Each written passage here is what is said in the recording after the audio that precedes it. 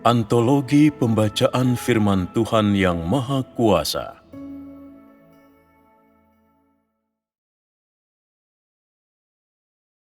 Tentang tempat tujuan.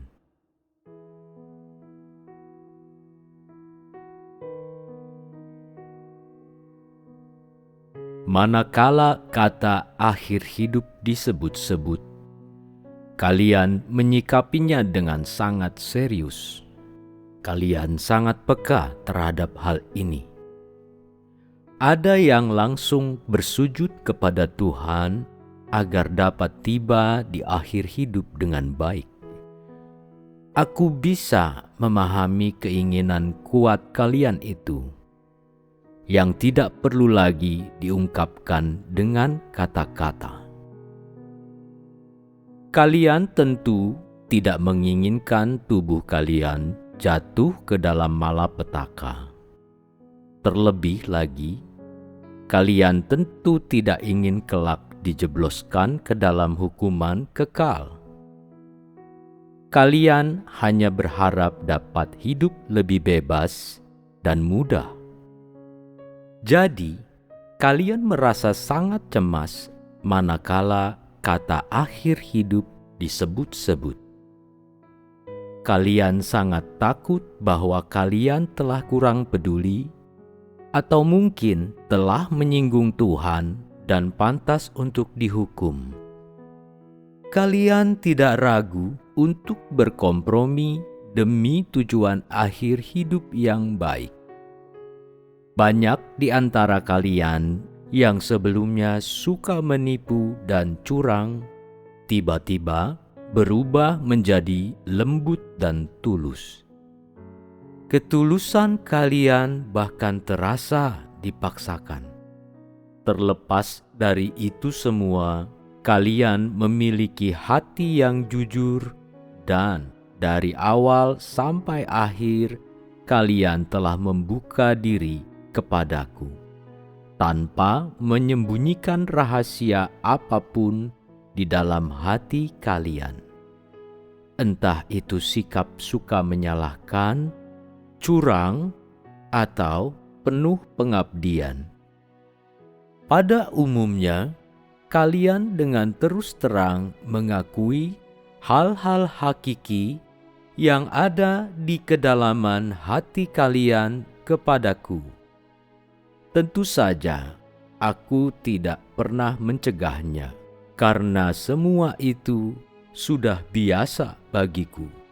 Kalian lebih memilih masuk ke dalam lautan api untuk mencapai akhir hidup yang baik ketimbang kehilangan sehelai rambut untuk mendapatkan perkenan Tuhan. Aku tidak bermaksud terlalu dogmatik kepada kalian. Hanya saja, pengabdian hati kalian tidak memadai untuk menghadapi segala sesuatu yang aku lakukan. Mungkin kalian tidak mengerti apa yang aku maksud. Jadi, perkenankan aku memberi penjelasan sederhana. Selama ini yang kalian butuhkan bukanlah kebenaran dan hidup, bukanlah prinsip-prinsip perilaku, dan terutama bukanlah kerja kerasku yang sangat teliti. Yang kalian butuhkan hanyalah apa yang kalian miliki di dalam daging, yaitu kekayaan, status, keluarga, pernikahan, dan sebagainya. Jadi, kalian benar-benar telah menyepelekan firman dan pekerjaanku, sehingga aku bisa meringkas iman kalian dengan satu kata, setengah hati. Kalian mau berusaha sekuat mungkin untuk mengabdi dengan setulusnya. Tetapi aku telah mendapati bahwa kalian tidak mau menyingkirkan segala hal demi hal-hal yang terkait dengan iman kalian kepada Tuhan. Sebaliknya, kalian hanya setengah setia dan setengah serius. Itulah sebabnya aku mengatakan bahwa orang yang tidak memiliki hati yang tulus sepenuhnya adalah orang yang gagal di dalam kepercayaannya kepada Tuhan. Pikirkanlah baik-baik, berapa banyak orang yang gagal di antara kalian? Kalian perlu tahu bahwa keberhasilan dalam keyakinan kepada Tuhan dicapai akibat perbuatan orang itu sendiri. Ketika orang tidak berhasil atau gagal, itu juga akibat perbuatannya sendiri, bukan dampak dari faktor-faktor lain. Aku tahu kalian mau melakukan apapun demi menyelesaikan sesuatu yang lebih sulit dan melibatkan lebih banyak penderitaan ketimbang percaya kepada Tuhan, dan bahwa kalian mau melakukannya dengan sangat serius. Kalian bahkan tidak mau melakukan kesalahan. Inilah jenis upaya yang terus kalian lakukan dalam hidup. Kalian bahkan sanggup mengelabuiku di dalam situasi di mana kalian tidak mau mengelabui keluarga kalian sendiri. Inilah perilaku dan prinsip yang terus-menerus kalian terapkan di dalam hidup. Bukankah kalian menumbuhkan citra yang palsu untuk mengelabuiku demi mencapai akhir hidup yang indah dan bahagia? Aku tahu pengabdian dan ketulusan kalian hanya sementara. Bukankah cita-cita dan harga yang harus kalian bayar hanyalah demi saat kini dan bukan demi akhir hidup? Kalian hanya mau mencurahkan satu upaya akhir untuk memastikan satu tujuan akhir yang indah. Niat kalian hanyalah melakukan pertukaran, bukan agar kalian tidak berhutang terhadap kebenaran, dan terutama bukan untuk melunasi harga yang telah aku bayar. Dengan kata lain, kalian hanya bersedia menggunakan kepintaran kalian, tetapi kalian tidak bersedia memperjuangkannya. Bukankah ini yang merupakan keinginan hati kalian? Jangan menipu diri sendiri, dan terlebih lagi, jangan menjejali otak dengan tujuan akhir hidup, sampai-sampai kalian tidak bisa makan atau tidur. Bukankah tujuan akhir hidup kalian telah ditentukan? Kalian hanya perlu melakukan kewajiban kalian sendiri dengan sebaik mungkin, dengan hati yang terbuka dan jujur, dan bersedia melakukan apapun yang perlu dilakukan. Seperti yang telah kalian katakan, ketika saatnya tiba, Tuhan tidak akan lalai terhadap siapapun yang telah menderita atau membayar harga untuknya. Keyakinan seperti ini patut dipertahankan dan janganlah pernah dilupakan. Hanya dengan demikianlah hatiku akan berkenan atas kalian. Jika tidak, aku tidak akan pernah berkenan atas kalian, dan kalian akan selamanya menjadi sasaran kebencianku. Jika kalian semua bisa mengikuti hati nurani dan memberikan segalanya untukku, mencurahkan segala upaya untuk pekerjaanku, dan mengabdikan seluruh hidup untuk pekerjaan Injilku, maka bukankah hatiku akan melonjak gembira untuk kalian? Bukankah aku akan berkenan atas kalian? Sangat disayangkan bahwa yang dapat kalian lakukan hanyalah bagian yang sangat kecil dan menyedihkan dari apa yang aku harapkan. Lalu, kalian masih punya keberanian untuk meminta apa yang kalian harapkan dariku? Akhir hidup dan nasib kalian sangatlah penting bagi kalian. Itu semua menjadi keprihatinan dan ketakutan yang sangat besar bagi kalian. Kalian percaya bahwa jika kalian tidak melakukan segalanya dengan hati-hati, itu akan setara dengan tidak mempunyai tujuan akhir, dan kehancuran akan menjadi nasibmu. Namun, pernahkah terpikir oleh kalian bahwa jika upaya seseorang hanya ditujukan demi tujuan akhir hidupnya, itu adalah upaya yang sia-sia? Upaya seperti itu tidak murni. Upaya itu palsu dan menipu. Jika demikian, mereka yang bekerja hanya demi tujuan akhir hidupnya akan mengalami kekalahan yang mutlak. Karena kegagalan orang di dalam kepercayaannya kepada Tuhan terjadi karena tertipu. Sebelumnya, aku telah mengatakan bahwa aku tidak suka dibujuk, disanjung, atau didesak.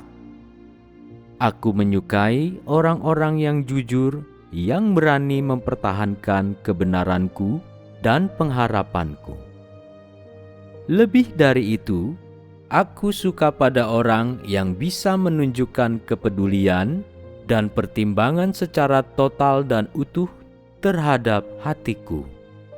Dan ketika mereka bisa meninggalkan segalanya demi aku, hanya dengan cara inilah hatiku dapat disenangkan. Sekarang ini, berapa banyak tentang dirimu yang tidak aku sukai? Berapa banyak tentang dirimu yang aku sukai? Tidak adakah di antara kalian yang menyadari semua keburukan yang telah kalian tunjukkan semata-mata demi tujuan akhir hidup? Di dalam hatiku, aku tidak ingin menyakiti hati siapapun yang positif dan memiliki motivasi, dan terutama aku tidak ingin menyepelekan energi dari mereka yang telah dengan setia melakukan kewajibannya. Kendati demikian, aku harus mengingatkan jiwa kalian yang tidak memadai dan cemar. Tujuannya agar kalian bisa menyerahkan hati yang murni dalam menghadapi firman-Ku, karena yang paling aku benci adalah dusta orang-orang terhadap aku. Aku hanya berharap bahwa pada tahap terakhir dari pekerjaanku, kalian dapat berkinerja dengan cemerlang, berpengabdian penuh, dan tidak lagi setengah hati. Tentu saja, aku juga berharap kalian tiba di tempat yang baik di akhir hidup. Namun, bagaimanapun juga, aku masih mempunyai syaratku sendiri, yaitu agar kalian membuat keputusan terbaik dalam menawarkan pengabdian yang mutlak dan utuh kepadaku. Jika seseorang tidak memiliki pengabdian yang mutlak, ia pasti akan menjadi milik iblis, dan aku tidak akan berkenan memakai dia lagi. Aku akan mengirimnya pulang untuk diurus oleh orang tuanya. Pekerjaanku telah sangat menolong bagi kalian. Yang aku harapkan dari kalian adalah hati yang jujur dan mencita-citakan hal yang di atas. Tetapi sampai saat ini, tanganku masih kosong. Coba pikirkan, jika suatu hari nanti aku masih tetap begitu didukakan, lebih dari yang mampu disampaikan oleh kata-kata, akan seperti apakah sikapku terhadap kalian? Apakah aku akan ramah? Apakah hatiku akan senang? Apakah kalian mengerti perasaan seseorang yang telah bersusah payah menabur tetapi belum memanen satu bulir pun? Apakah kalian mengerti seberapa besarnya cedera yang dialami oleh seseorang yang telah terkena pukulan besar? Bisakah kalian merasakan kepahitan yang dialami oleh seseorang yang telah sangat berharap, tetapi akhirnya harus berpisah dengan orang yang diharapkannya itu dengan cara yang tidak enak? Pernahkah kalian melihat amarah seseorang yang telah terpicu kemarahannya? Bisakah kalian mengenal dorongan yang penuh dendam dari seseorang yang telah diperlakukan dengan jahat dan curang? Jika kalian mengerti mentalitas orang-orang ini, aku rasa kalian tidak akan sulit membayangkan sikap yang akan Tuhan miliki di saat penghakimannya nanti. Akhirnya, aku berharap kalian semua berupaya dengan serius demi tujuan akhir hidup kalian. Walaupun begitu, sebaiknya kalian tidak menggunakan cara-cara yang curang di dalam upaya itu, atau hatiku akan sangat kecewa. Apakah akibat dari kekecewaan seperti itu? Bukankah kalian hanya membodohi diri sendiri? Orang yang mempertimbangkan tujuan akhir hidupnya tetapi menghancurkannya adalah orang yang paling tidak bisa diselamatkan. Bahkan jika orang-orang seperti ini menjadi sangat sedih, siapa yang akan bersimpati pada mereka? Bagaimanapun juga, aku masih mengharapkan kalian memiliki tujuan akhir hidup yang baik dan sesuai. Bahkan lebih dari itu, aku harap tidak seorang pun dari kalian akan jatuh ke dalam kebinasaan.